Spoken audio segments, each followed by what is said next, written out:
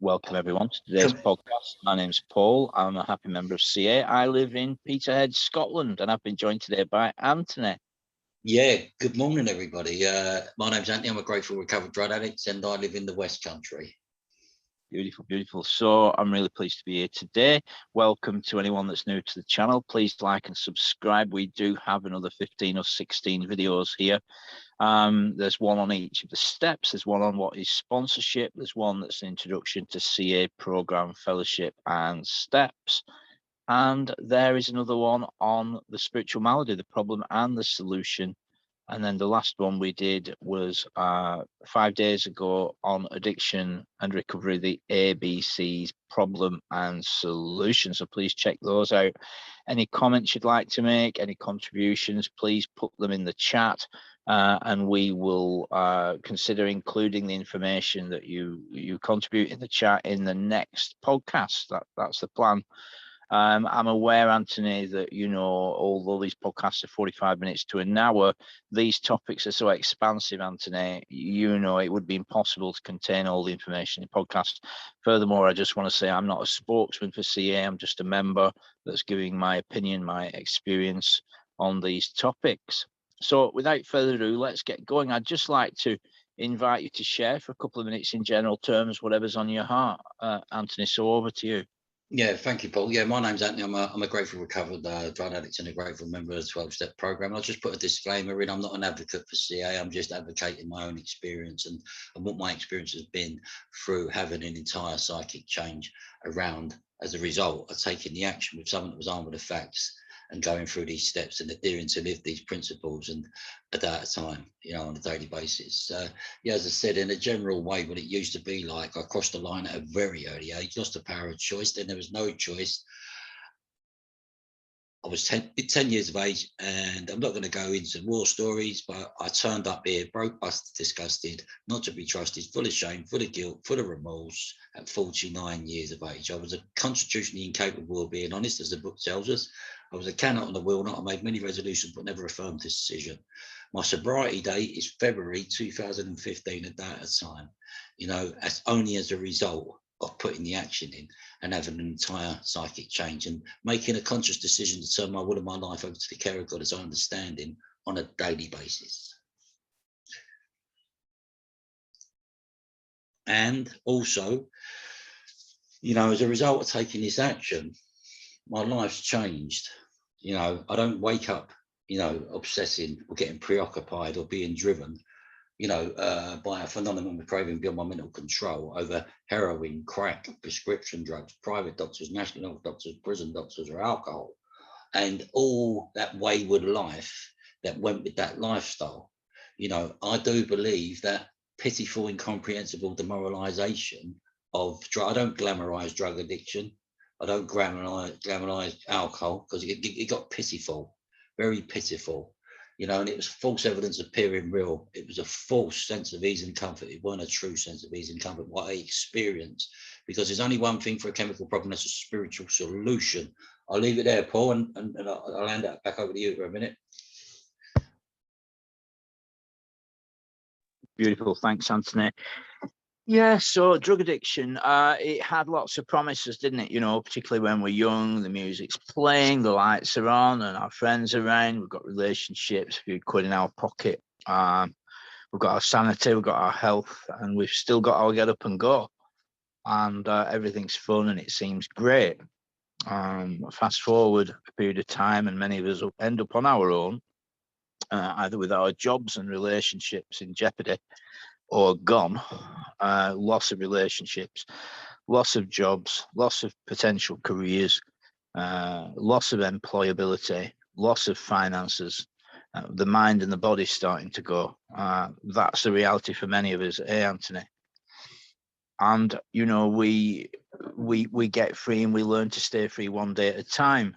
So initially, on the face of it, this program is about getting free from drugs. Getting free from the grip of addiction.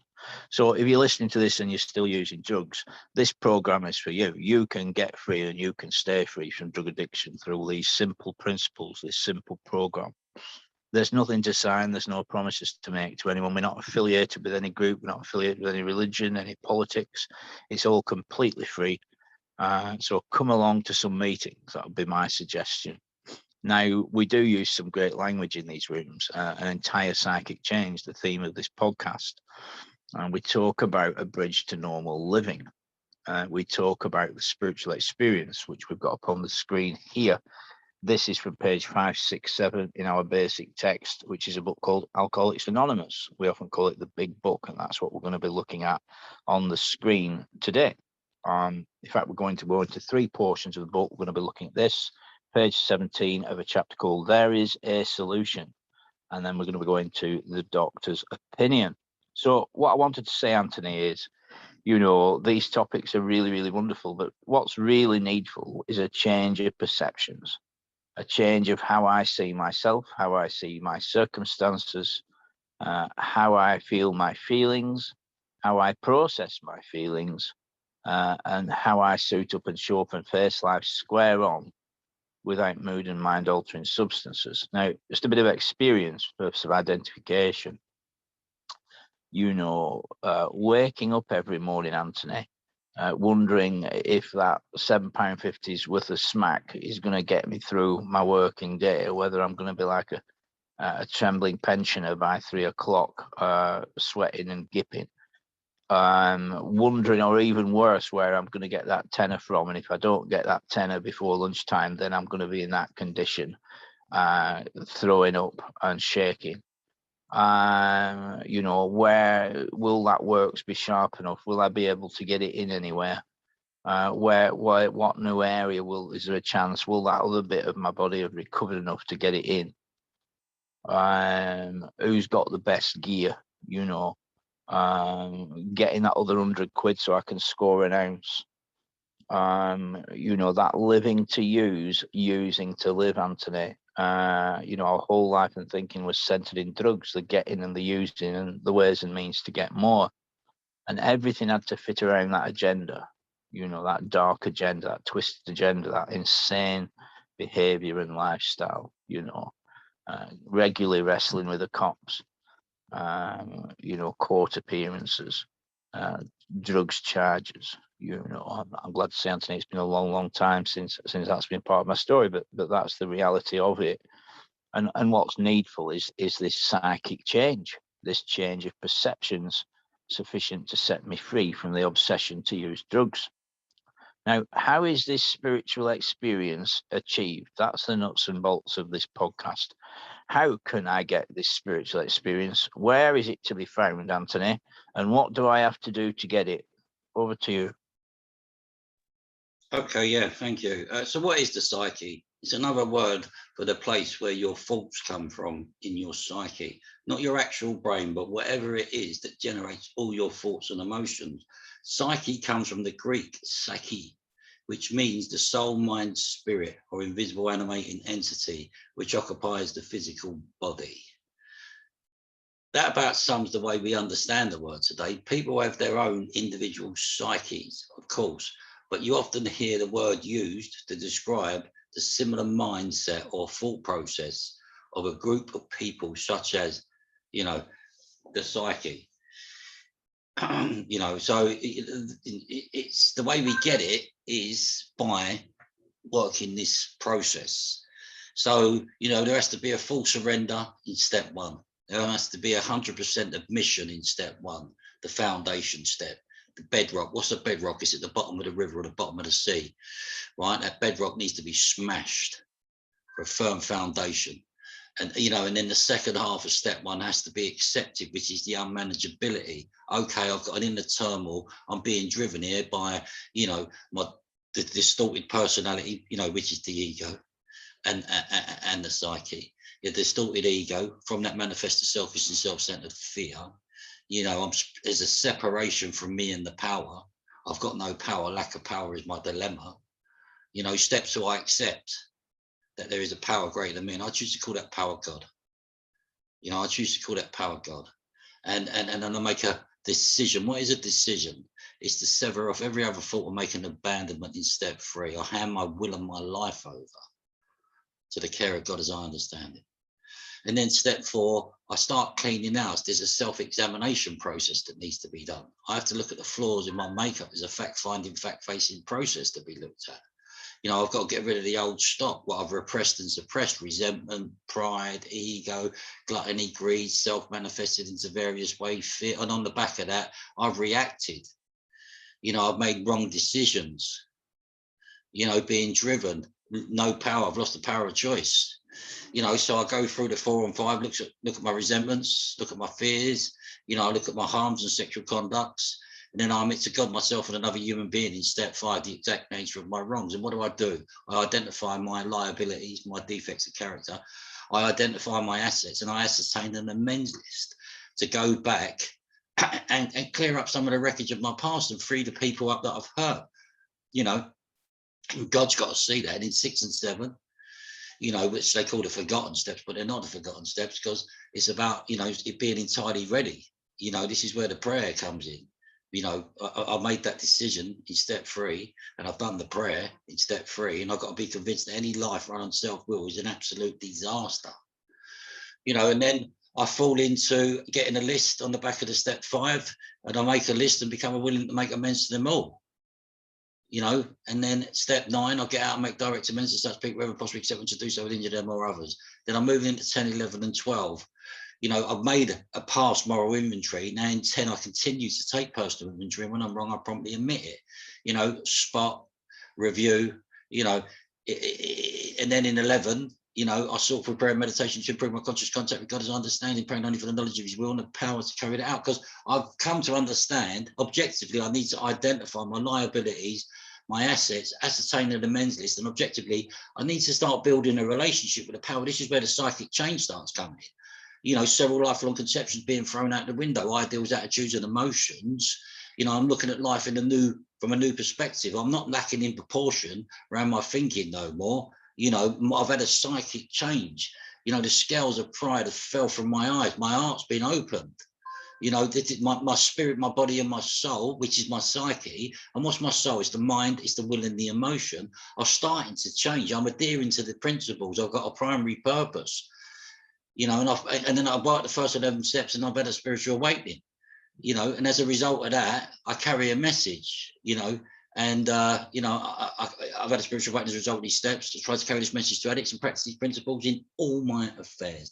That's what now, and I've got to adhere to keep doing this on a daily basis. Self-examination, prayer, meditation, you know, doing the 4 suggested things, meeting the 3 sides of the triangle. That's how the psyche starts changing. You know, the neurosynopsis, you know, you can look at the unconscious mind, you know, the conscious mind, you know, you can look at the shape of the mind, you know, we're talking psychological terms, but there's only one thing for a chemical problem, and that's a spiritual experience. And that's where the entire psychic change starts coming in. Because if you look at Carl Jung talks about the shadow, right, which is the dark, the sinful nature, the defective nature, the shadow self is called. But then we've got to differentiate the true from the false, because there's a false self and there's a true self. You know, and this is where the psychic change starts coming in.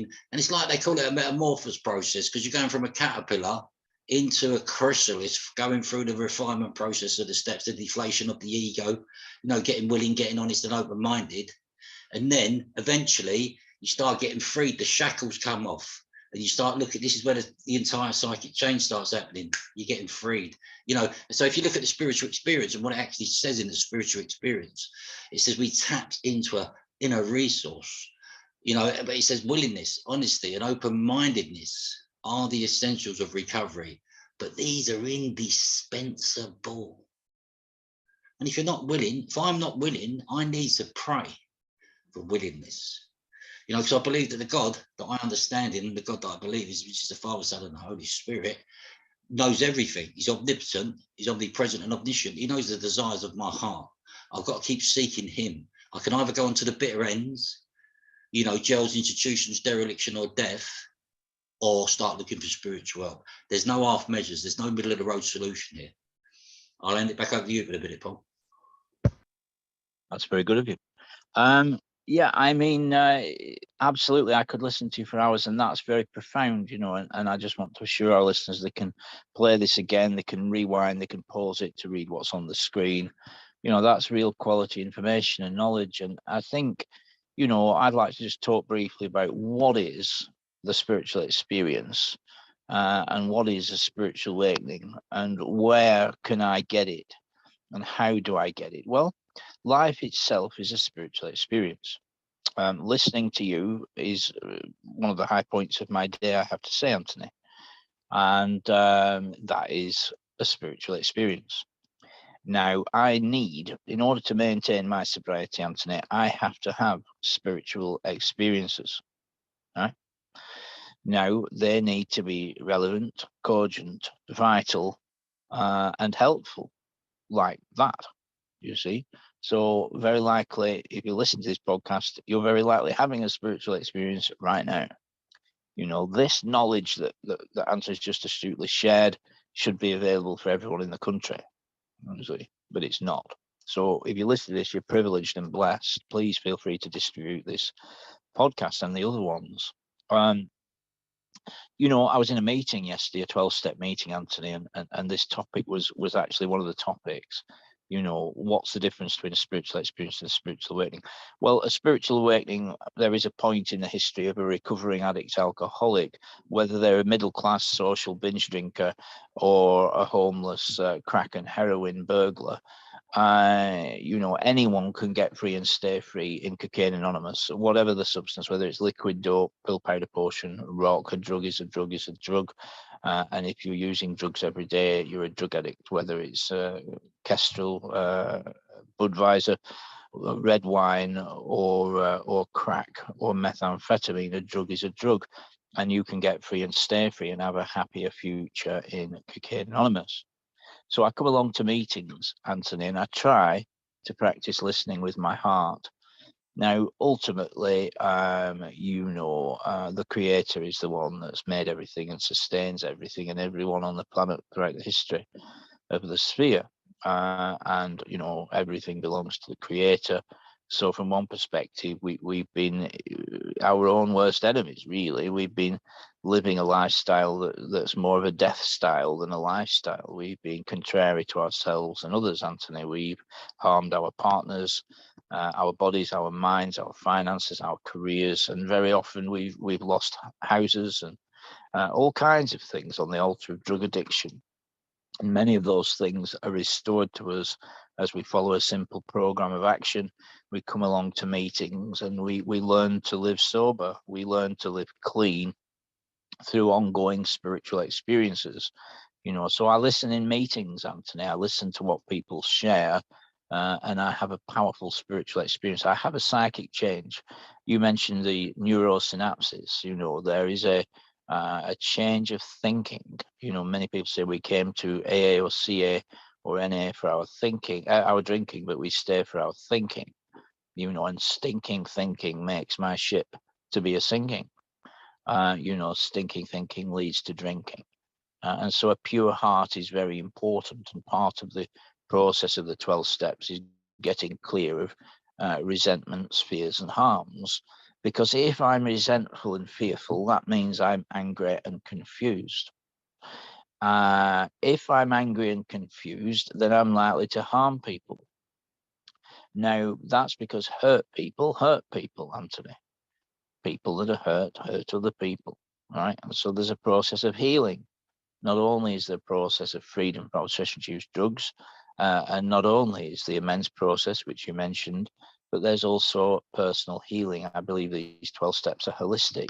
I believe through this 12-step process, a man or a woman can not only lose the obsession to use drugs and drink, but can also address every area of life, whether it's idolatry, materialism, obsession with food, sex, money, possessions, pride, arrogance. All that good stuff can be dealt with through this 12-step process, and that's the miracle of the program.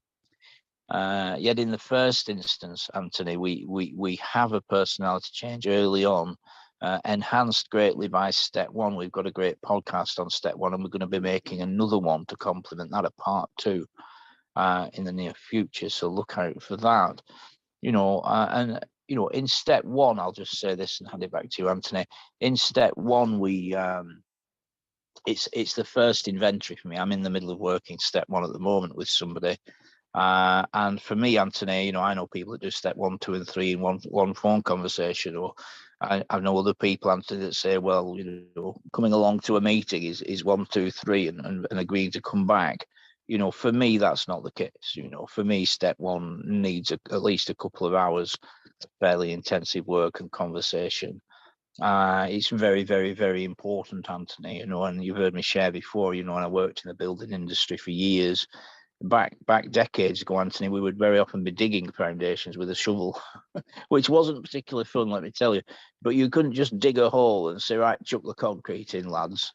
It had to be solid ground. If it was spongy, that was no good. You just had to keep on digging, you know, and the foundation is a honest admission of the realities of active addiction. If I'm clear of the outcomes of my active addiction, Anthony, if I'm clear on the consequences, if I'm clear of the powerlessness and manageability that I won't be using again in the near future, because I'm aware, I'm compos mentis around the consequences of using drugs. So step 1 is absolutely vital to recovery.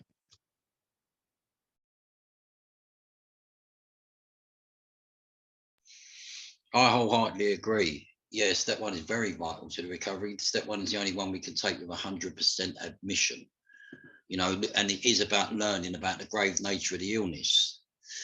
But the psyche, you know, we were born with, we got an id. This is Jung's analysis, that we were born, it's 3 types of ego: id, ego, and superego. So the id is when we're first born, in the first 7 years of development. And, you know, obviously, you know, when we're first born and we're babies, we can't fend for ourselves. So our parents have to do that. But, you know, we're always, and then, you know, and then the superego comes about. And then, I mean, the ego, but the steps deflate the ego. See, no one really, if you look at, you know, it says it, you know, no one really wants to do this program, but they have to, because it's life or death, you know, and that's what we're up against. But when you start working it, so I know when I first come in, I knew that this was the last port of call, right? I could either carry going on to the bitter ends or start looking for spiritual help. But I do wholeheartedly believe the Creator brought me here for a reason. You know, I believe that the Creator's grace got me here. You know, and as I've developed, now we're talking about spiritual experiences and spiritual awakenings. Well, the spiritual awakening is about the spirit being unquenched, because the spirit's been quenched by calamity, pomp, debauchery. You know, it's been quenched, right? And then the spirit needs to be unquenched. The channel needs to be opened, right? So, you know, to be receptive and have the glimpses, the spiritual experiences. Right. And I love what you said about, you know, life, even working with another and just being with another human being, that contact, because the ego, the pride, the disease, the illness, or if you like, the devil wants the separation. He wants a division. And that's what the ego and the disease and the illness wants to try and separate us. That's what addiction is. You know, it wants to try and cause division. And then it wants you to start ripping people off. You know, it wants you to start, you know, ruining other people's lives. But what we got here in this program, because there is a solution, you know, and it says it. If you look at this, it says, we of Alcoholics Anonymous know thousands of men and women who were once just as hopeless as Bill. Now, Bill was just like, you know, he was like me, you know, he was like you, Paul. He was of the hopeless variety, right? Nearly all have recovered, and they have solved the drink problem. We are average Americans, all sections of this country, and many of his occupations are represented, as well as many political, economic, social, and religious backgrounds. This disease don't discriminate a race, a creed, or a colour, or a walk of life. It says we are people who normally would not mix, but there exists among us a fellowship of friendship. This is the psychic change as well, an understanding which is indescribably wonderful. We're like the passengers of a great liner. So if you think of a great liner, think of the Titanic. Get that in the mind. It says the moment after rescue from shipwreck. So imagine when the Titanic was sinking, when camaraderie, joyousness, and democracy pervade the vessel from steerage to captain's table. So you had the lower base, and then it was you went up in classifications, right? So this disease don't discriminate, as we speak about on these podcasts. It's a threefold illness. It don't matter what walk of life you're from, right? Steer is the captain's table. It clearly points it out here. It says, unlike the feelings of the ship's passengers, however, our joy in escape from disaster does not subside as we go no, sorry, I've missed a bit out. I'm going to go back up. We are like the passengers of a great liner. The moment after rescue from shipwreck, when camaraderie, joyousness, and democracy pervade the vessel from steerage to captain's table. Unlike the feelings of the ship's passengers, however, our joy in escape from disaster does not subside as we go our individual ways. The feeling of having shared in a common peril is one element of the powerful cement which binds us. The common peril is being stuck in active addiction, step one, right? But that in itself would never have held us together as we are now joined. The tremendous fact, because it is for everyone of us, is that we have discovered a common solution. And we have a way out on which we can absolutely agree and upon which we can we can join brotherly and harmonious action. And that's the 12-step program, right? This is the great news this book carries to those who suffer from alcoholism. So, you know, when I first come into the rooms and I was seeing people saying they were a year, 2 years, 4 years, 6 years, 20 years, 25 or 30 years, I was thinking, how is that possible? How is that possible? The reason it was possible because they've had an entire psychic change. They've worked this program. You know, you do get people, some people, I mean, you know, it ain't about the meetings you make, it's about the steps you take as well. It's about doing the 4 suggested things, meeting the 3 sides of the triangle. That's my experience. You know, and it's about self-examination, it's about prayer, it's about meditation, it's about trusting God, cleaning house and helping others. We hurt, we heal, and we help. You know, and that's where the psychic change starts coming in. And then you start getting more selfless, because if you're not working this program, if I'm not working this program and I'm coming in and I'm not giving back, you know, and I'm becoming a recovery thief, I'm just falling into the pity pot. You know, I'm coming into agreement with a pity committee, with, you know, I'm coming into stinking thinking, because it says the main problem of the addict, the alcoholic, centers in the mind rather than in the body. Paul touched on it. So we come here for our using and drinking, but stay for the thinking. You know, and this is where the psychic change starts taking place. Absolutely. And, you know, it says brotherly and harmonious action. What is this action? So, you know, on a day-to-day basis, Anthony, I have conversations just like this one every day, right? It's not painful. Well, obviously I have to have a telephone and a telephone contract, but it's completely free. And it tends to a happier life, right? So that's a huge part of the solution, isn't it?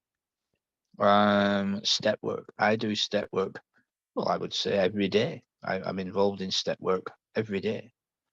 The literature. I'm looking at the literature every day. It might not be for long. It might only be for a quarter of an hour of a day, Anthony. But I'm reading some literature, usually from the big book. If not the big book, the 12 and 12, or if not the 12 and 12, my spiritual literature, every single day, right? And as to my recollection, that's what I've done for quite a long time, Anthony, and it stood me in very good stead. Service, you know, I do a little bit of service in CA, and I have done for a long time, you know, and that stood me in good stead. Sponsorship, you know, prayer, contemplation, journaling, these things is the harmonious action that most people do. Now, a quick word to the wise about the reality of things in 12-step circles, Anthony. It would be wonderful if everyone that came into contact with 12-step recovery got a sponsor, work the steps and never used drugs or drink again. That would be wonderful, but you and I know that's not the case. A lot of people come along, they get a little bit of information and they use their own self-will to ruggedly hold on with the skin of their teeth and stay clean, just about. There are other people that will take certain elements of the program. And it has to be said, there are those that complete the 12 steps and then go back to using and drinking. It's not easy. It is not easy. You know, people say, what's the success rate? Well, I'd challenge you to tell me a human that knows the success rate. We could estimate. I could give you my experience, Anthony. But if you're listening to this message, you can stay continuously clean and sober. You know, we have recovered, right? We have recovered from a seemingly hopeless state of mind and body. You know, we're no longer despairing. We know what the tools of the program are. In the meetings, we learn about the tools, we sharpen our tools. And, you know, when I worked as a joiner, Anthony, I had a wide range of tools, and I had to know how to use them, right? And they had to be operational. I didn't carry around tools that didn't work or that I couldn't use. And so it is with prayer, meditation, reflection, sponsorship, meetings, the literature. It works very, very good. You know, and this is the stuff that we're in amongst, which I think most people in recovery would agree is the harmonious action that we take. You know, I've heard it said in the rooms, if you want what we've got, you will do what we have done, you know, and you will get what we've got, which is long-term sobriety, you know, and staying clear of the darkness. You mentioned the devil. You know, the devil wants men dead, and before they die, withering and suffering. You know, that's a fact. You know, the lower power has a mind and a will and a purpose, and it ain't a good one. You know, but the creator has a wonderful will to make us whole and happy and healthy, and we can do this, and it's best done together. And I'll make this my last point before I let you back in, Anthony. You know, you mentioned identification earlier. That is the power of the fellowship. You know, we have to not only work the program, but work the fellowship. We have to make the fellowship work for us, and obviously take our part in making the fellowship work for others. And that's the brotherly part or sisterly part. We have to be there for others, you know, and as we make ourselves available for others, God is always in the mix and takes care of us. If we do his work well, he takes very good care of us. So there's the identification, which is the principle of anonymity, that it doesn't matter how rich or poor, what colour we are, what background, what age we are, what we used, who our connections were, how gangster we were. None of that matters. We used to use, today we don't use. We found a way out. Let's talk about it. Let's try and help each other. The principle of anonymity. What do you think? Yeah, of course. Yeah, I wholeheartedly agree. I mean, the harmonious action, it covers a lot of stuff, you know, and you know, it's meeting you know, they're not, you know, they're requirements really. You know, if you really are serious, and it is, from what I've learned since I've been in recovery, from a recovery standpoint, one relapses, one makes it, and one dies. The statistics in the book as well that tells us, you know, and so, you know, the way I look at this, I've got to be very vigilant. I've got to be very vigilant. I've got to realise this is not happening on my own power. It's all glory and honour to the power that I believe in, you know, and that's the creator of the earth, and who created me in the likeness of his image, you know, and I do believe that this is about me uncovering, discovering and recovering and identifying my true self, because the lower power wants me to put on personas, wants me to put on masks, wants me to be, you know, wants resentment to become strongholds, fear to become strongholds, wants me in isolation, you know, where I know that the God that I understand, the God that I believe in, the creator, and, you know, this objectively, the steps get me closer to finding out my true self. You know, that, you know, it talks about it in the book, several lifelong conceptions being thrown out the window. This is the vital spiritual experience that's experienced here, you know, by going through the steps and working the program. And by self-examination, meditation, you know, prayer, meditation, you know, cultivating gratitude, cultivating consideration for others, you know, getting a service post, you know, doing what you need to be doing, working, getting a sponsor, you know, and taking inventory, starting the day on page 86, finishing it on page 86, you know, through the day, pausing when agitated or doubtful, pray for the right thoughts and actions, you know, pray for inspiration, intuition, the right thoughts and decisions. Not my will, thy will be done. That is the psychic change. Not my will, thy will be done. And when I start realizing I don't run the show, I'm just another average bog standard drug addict who's in recovery, you know, trying to get objectively to stay clean and sober. So love thy God with all thy heart, with all thy soul and all thy mind, and love thy neighbour as you love thyself. They're the main principles through the steps. Trust God, clean house, and help others. So, you know, we make an admission in step 1, submission to step 7. You know, we make restitution, reconciliation in 8 and 9, and then we, you know, 10, 11 and 12. But the steps are like a clock. We've got to implement them into our life every day. You know, and 10, 11 and 12 is where we start growing. They call them the maintenance and growth steps. You know, because we're you know, but what happens is we revisit. See, it talks about it. You know, we don't regret the past or wish to shut the door on it. You know, so the psychic change, you know, and I realized that objectively, I start turning it over to the power. I make a conscious decision on a daily basis. Even sometimes I've got to make that conscious decision because I can take my will back. But as soon as I go back, you know, and I pray and I repent and I ask for forgiveness, and if there's an amends to be made, you know, I make that. Or if I'm wrong, I'm wrong. I admit that. That's humility. It's about humility. After the first half of the first step, it's about humility and it's about change. They asked Bill Wilson where he put the miracle, and he said, I've put it in step 6 and 7. Because change ain't change until you change. So it's about asking the potter to mold, to break, the shape, and make clay. And that is, for me, that is the power who I choose to call God, the creator. He is the potter, I'm the clay. He breaks me, he makes me, he shakes me, he makes me, and he molds me, and he makes me. You know, but when we start looking, you look at the doctor's opinion and what he says. He says, frothy emotional pills seldom suffices. The message of us interested in all these alcoholic people must have depth and weight. They are to recreate their lives. Their ideals must be grounded in a power greater than themselves. You know, and that Dr. William D. Silkworth, he was a medical director in the medical fraternity, and he was a medical director. And what his theory's been proven. Everything he said comes to light, you know. So I do believe that was preordained by God, you know. And when we start looking, it says, leave it on that page. It says later at the bottom. It says later he requested the privilege of being allowed to tell his story to other patients. Here and with some misgiving, we consent it. The cases we have followed through have been most interesting. In fact, many of them are amazing.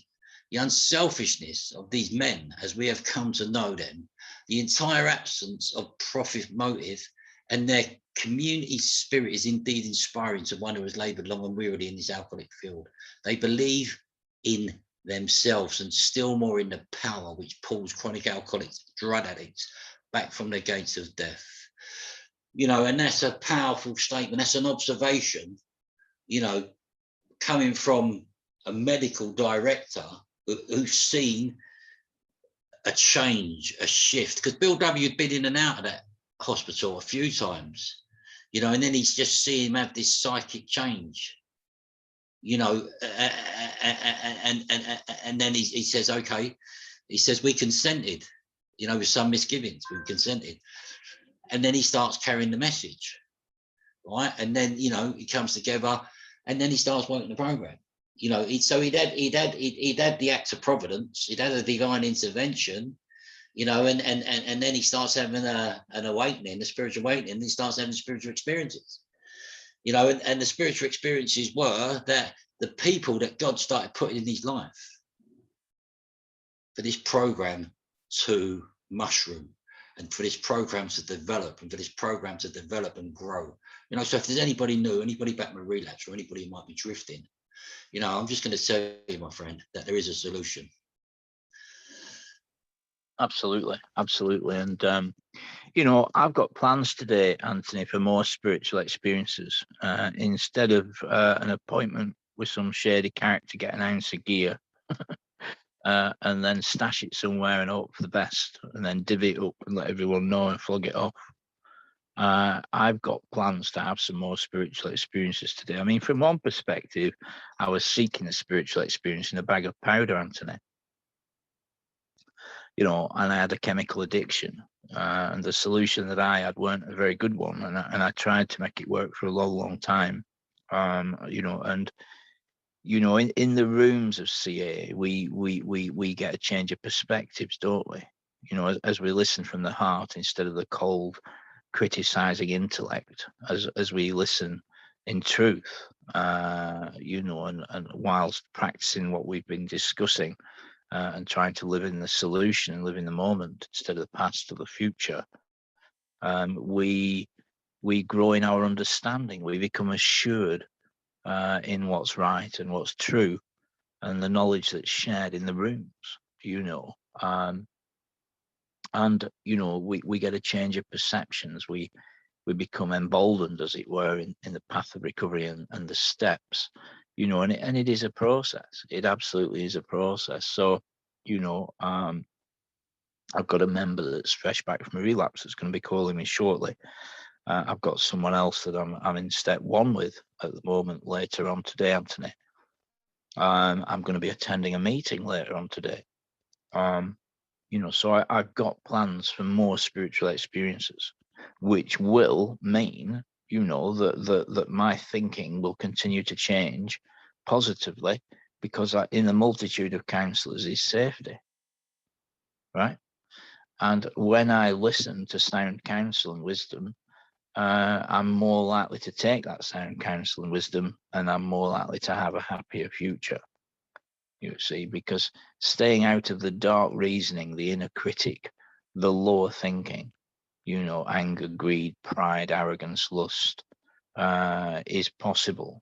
And, you know, it really is about keeping that pure heart. You know, we've been liberated for a purpose, to help others. You know, the therapeutic value of one addict helping another addict is without parallel, you know. For me, 12-step recovery is one of the greatest shows on earth. You know, you can't get this experience anywhere else. And I know you're quite involved working with others as well, and seeing people get free, and seeing marriages healed, seeing people keep their jobs or become employable, hearing people getting clear. Anthony, I've spoke to people who had lost everything, you know, from people that were homeless, or people that had lost their children, their girlfriend or wife, their jobs, their sanity, their health, and were just desperate. They were at that jumping off point where they couldn't imagine a future using drugs, and they couldn't imagine a future clean, you know. And the only mode of transport available, Anthony, was a leap of faith. You know, and I could introduce you to men and women today that took that leap of faith, that got into the program, that developed personal spirituality, that started practicing meditation and prayer, that got themselves the literature, that became a regular at 12-step meetings and listened to the message of hope, faith, and courage. And their lives were radically transformed. They had the spiritual experience that we're discussing. And so the mechanics of this are very simple. Come along to meetings, listen to the suggestions, get yourself a sponsor, get yourself the literature. And this book we're looking at on the screen today it's under £14 delivered from eBay, Amazon, and elsewhere. It and its companion book, the 12 and 12, the 12 Steps, 12 Traditions, can be listened to or read completely free at aa.org 24/7. There are thousands of 12-step meetings every single week, you know, and so the transformation happens. We have a change of perception sufficient to liberate us from the problem of addiction.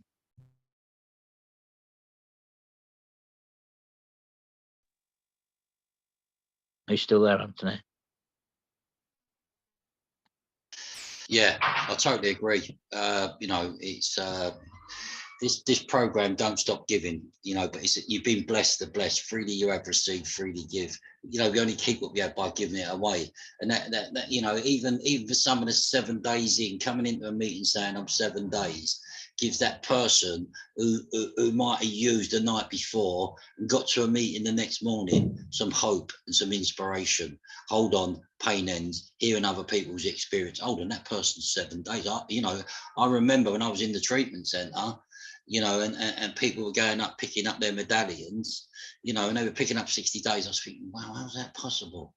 You know, because I didn't, you know, I'd used to live and I'd lived to use. And, you know, and I didn't know what it was like to live. But this is about a personality change. So if you look, it says, we believe. Can you drop down the script a little bit? we believe or so suggested a few years ago that the action of alcohol on these chronic alcoholics is a manifestation of an allergy.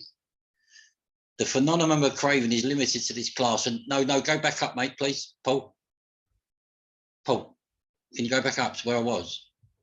Right, I'm just trying to see where you were, Anthony. Oh, is that it there? That's it, stop. Thank you. Craving is limited to this class and never occurs in the average temperate drinker. So I know that I'm not of that type where I can go into a pub and have 1 or 2 pints and walk away, or walk into an off license, buy 4 lagers and leave it there, or go and buy, it could be, it don't matter what I used to buy. I mean, it's just a part of the symptom. Whether I'm buying a £10 bag or a quarter weight of heroin or a £10 rock or a quarter weight of crack or whatever I used to buy, once I start, I can't stop. And when I stop, I want to start. So the only way I'm going to be able to stop is by getting connected to this power. It says the allergic types can never safely use in any form at all. And once having formed the habit and found they cannot break it, once having lost their self-confidence and reliance upon things human, their problems pile upon them and become astonishingly difficult to solve. Now, I touched on this earlier. It says, frothy emotional pill self devices, a message which can interest and hold these alcoholic people must have depth and weight. In nearly all cases, their ideals must be grounded in a power greater than themselves if they are to recreate their lives. And he says this, and it's powerful what he says. He says, if any feel that as psychiatrists directing a hospital for alcoholics we appear somewhat sentimental, let them stand with us a while on the firing line. Now, this is the ripple effect. This is the consequence, right? And, see the tragedies, the despairing wives, the little children, let the solving of these problems become a part of their daily work.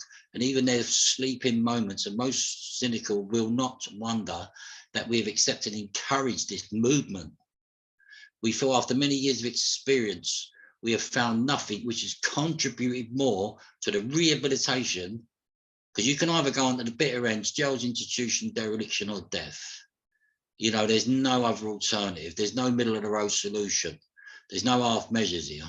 It's only one thing, is the spiritual solution by going through these steps. It says, more to the rehabilitation of these men than the altruistic movement now growing up among them. Men and women drink essentially because they like the effect produced by alcohol. Now, this is the falsity. This is the false self. This is the delusional thinking, the self-deception. So what's an illusion? You're being eluded. What's a delusion? You're deluding yourself. It says the sensation is so elusive that while they admit it is injurious, they cannot, after a time, differentiate the true from the false. To them, they're alcohol. So I know that it was a false sense of ease and comfort that the drug gave me. It was a false sense of ease and comfort, because I'd still wake up feeling restless, irritable, and discontent, so I could again experience a sense of ease and comfort that was produced by intravenously putting crack and heroin, or crack and cocaine, snowballing, or prescription drugs, in my body to change the way I felt. And it says to them, their alcoholic life seems the only normal one. Lift up a bit, Paul. They are restless, irritable, and discontented unless they can again experience the sense of ease and comfort which comes at once by taking a few drinks they see others taking with impunity. Impunity means with no effect. After they have succumbed to the desire again, as so many do, the phenomenon of craving develops. They pass through the well-known stages of the spree, emerging remorse with a firm resolution not to drink again. This is repeated, the insanity of Albert Einstein, over and at the syndrome, over and over again. You can wash a pig, it still returns to the mire like a dog returns to his folly, unless this person can experience an entire psychic change. There is very little hope of his or her recovery. And I'm just going to read the next paragraph. It says, on the other hand, and strange as this may seem to those who do not understand, once a psychic change has occurred, the very same person who seemed doomed, who had so many problems, he or she despaired of ever solving them, suddenly finds himself easily able to control his desire for alcohol. The only effort necessary being that required to follow a few simple rules. So I just want to try, and encourage and, let you know that there is a solution here. you know, and the entire psychic change by working this program is the solution. And objectively get in a relationship with the power, the creator, right? And your life will just start changing. It's mine from a personal perspective. My life has done a 180, from where I was and where I am today. I was in a meeting earlier, and a guy, he touched on the ism, the internal spiritual malady, incredibly short memory. And he said this: I sabotage myself. And it was it resonated, because that's all I ever done was sabotage myself, because I didn't know no better. But what the steps do, they give us a primary purpose. They start giving us that primary purpose. They start giving us structure. They start giving us, in our lives, they start giving us a purpose. They start, and that happens in your occupation, in the homes, in the community, in the fellowship. Your life starts revolutionizing, giving back, not taking, but contributing. Giving, and as a result, being selfless. It talks about this being an altruistic movement. He said, we encourage that, and so, I just want to say, because that there is a solution. There is indeed. Thank you so much, Anthony. Yeah, and it's such a great portion of the book, The Doctor's Opinion.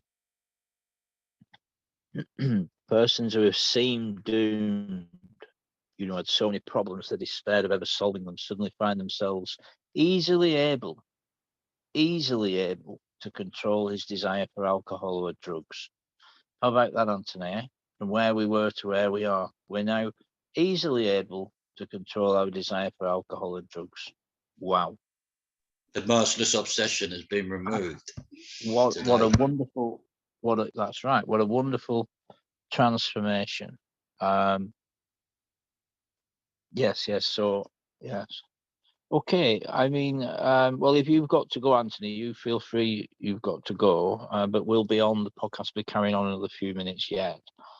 So, I mean, it's psychiatric effort gets men so far, but really the power of identification, the power of community that's in the fellowship is the gel that keeps the system going, the 12-step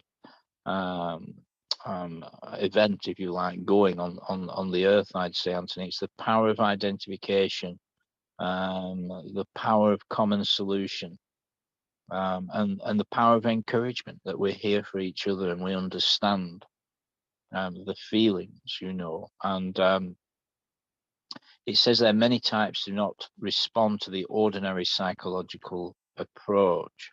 And he goes on to talk about how it's more than a mental problem. It's a spiritual problem as well. And the insanity of active addiction, that we would drink and use.